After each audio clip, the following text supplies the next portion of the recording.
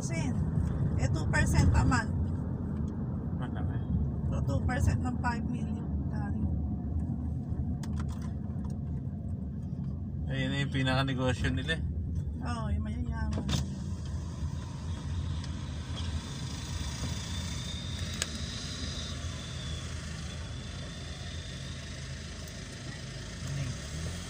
Ang matindi pa. Sambol, wala na kami ka. Pumunta kami dito.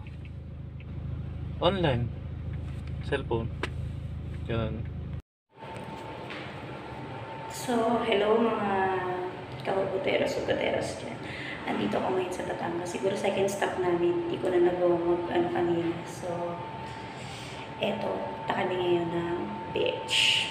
And mamaya, balitaan ko kayo kung ano nangyari sa amin. Okay? Hindi makapag-live doon kasi walang signal. So, see you later.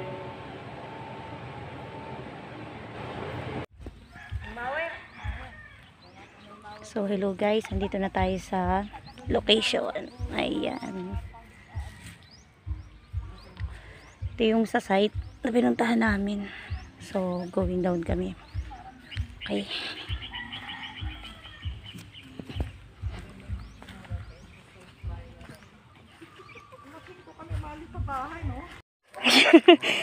So, going down para sa 200 step pababa.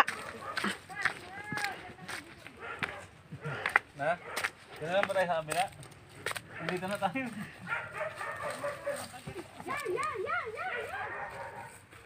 Sige po, mga ano kami. So, kayo nang bahala magbilang. Pero, Mafi. Pero ang sabi po nung may-ari, 200 step daw po ito going papuntang beach. So, iyan. Yan.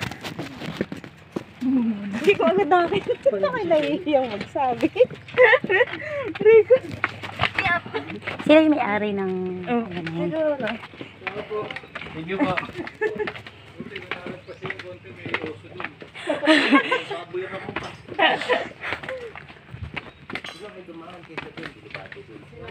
Salamat po.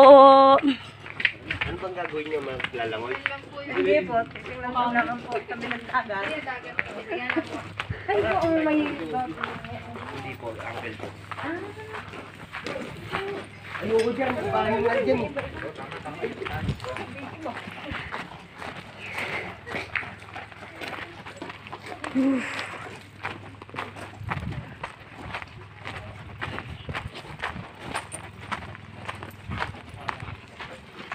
Nay, balik kami, Nay! Nay! Balik kami! Balik kami. Doon sa kabila, ibahingal dyan eh. Oo. Okay. Pero pataas pa rin daw.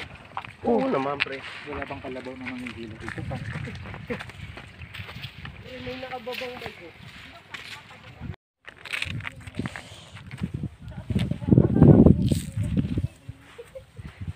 Okay. Ayan. Hello. Ikaw lang kita. Ah. Eh.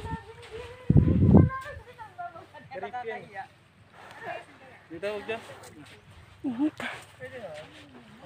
So, ito po tayo ngayon. Malapit sa tabing dagat. Ayan.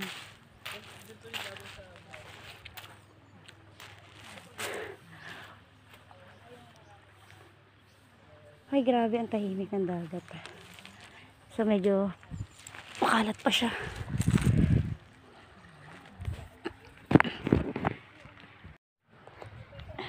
Ito yung ano, yung So, after pag-iwan pa yan. 3:30 ako umalis sa bahay eh. So, 3:30. Yung oras na ba? 10. So, after ano? Almost 7 hours. 4. Ganyan. 4 hours pagka meron ka sasakyan. Makakarating ka dito sa Laia. San Juan. Batangas. Maganda siya. Pero medyo low tide.